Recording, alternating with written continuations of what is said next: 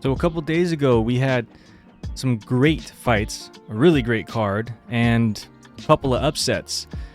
What was interesting to me is the Amanda Nunes and Pena fight, and that's what I'm going to be talking about today.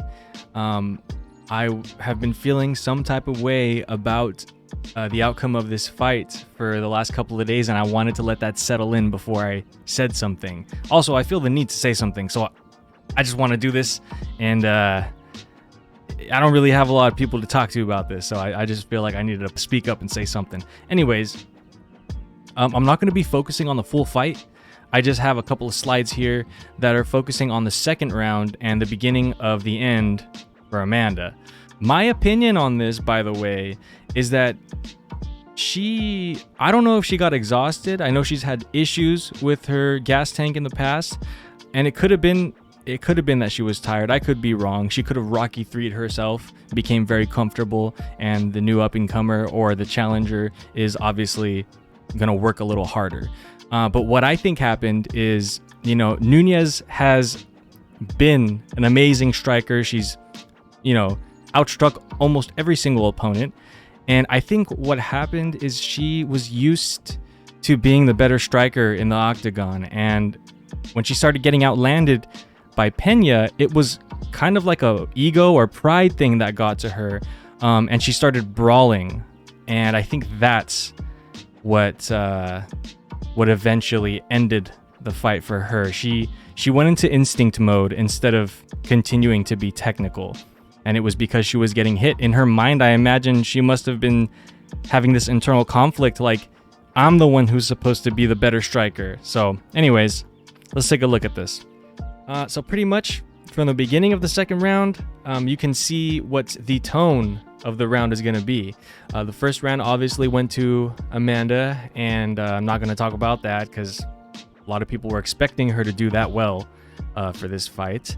But yeah, so second round starts, and immediately you see Pena going to her jab, and it was the perfect basic technique, and it was interrupting Amanda through this whole round. And you'll see in the following sequences how she was just using it so well, and it worked perfectly for her. So right at the opening round, they're standing in front of each other, and Pena throws her jab.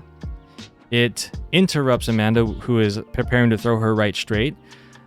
It interrupts her punch, pushes her back, and she's safe from that right straight from Amanda. So the other thing, too, to point out is that Pena is angling off to her right with her head, taking her head off the center line as she's throwing that jab, and it becomes more prominent in the sequences to follow. So let's move on to the next sequence.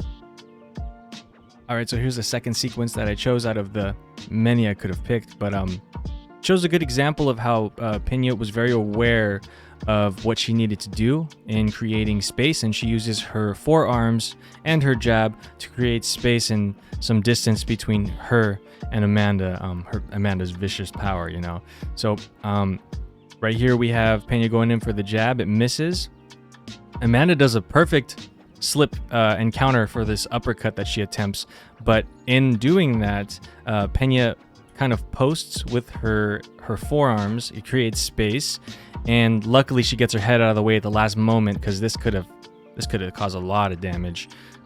And then from here, and this is what I like, you see Pena immediately use her jab to create some distance and space, and she avoids this little hook by Amanda. So let's move on to the next sequence. So here it is. You can actually see through all its blurriness the face of Amanda. She looks pissed, or something like a moral dilemma is going on in her head. Like I mentioned, like, how am I getting hit this much, Or she's hitting me. What do I do? Brawl. Anyways, this sequence just shows another interrupting jab by Pena, and she follows it up with a right straight. Successful. She doesn't get hit, avoids the damage. Just good striking by Pena. So it looks like Amanda's about to throw a lead hook or a jab. The only reason I think it's a hook is because Pena throws her jab after this strike is already in motion and still connects before anything, you know, it can make contact with her. So that's why I think it's a hook. The jab connects with Amanda, her arm drops, and then Pena follows through with the right straight, and it pushes Amanda back. Yeah, so let's see what's next.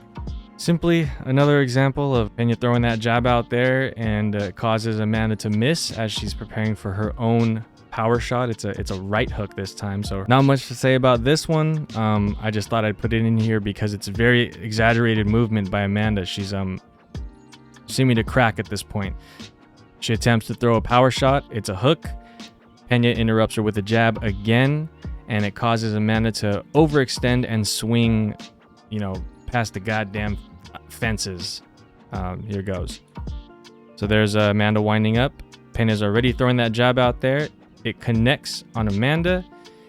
Amanda misses while Pena's ducking out of the way and overextends, and they reset.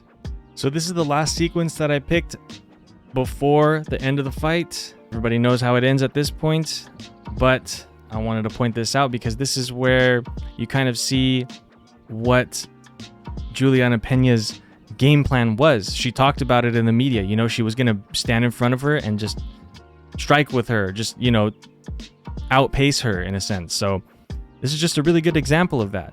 They're squared up here. They're both reset. They've exchanged a lot of back and forth strikes throughout the whole round. Amanda's throwing her rear power shot, but Pena's throwing her jab again, which she was going through the whole fight. They both miss, but here's where Pena's game plan, I think, really stood out. She immediately goes for another strike. She's in her face, so she kept throwing and somehow beat Amanda to the punch here. Even though Amanda's arm was on the inside of that, it was still a hook. So I think it was, you know, slower than this straight power shot by Pena. They back up, and there it goes. Pena goes for that jab again. She's just using it, man. Just perfect. It worked the whole fight. It worked for her. She kept doing it. Was interrupting Amanda and pushing her back. So that's the last sequence I chose. There were more to pick from, but I feel like most people get the point.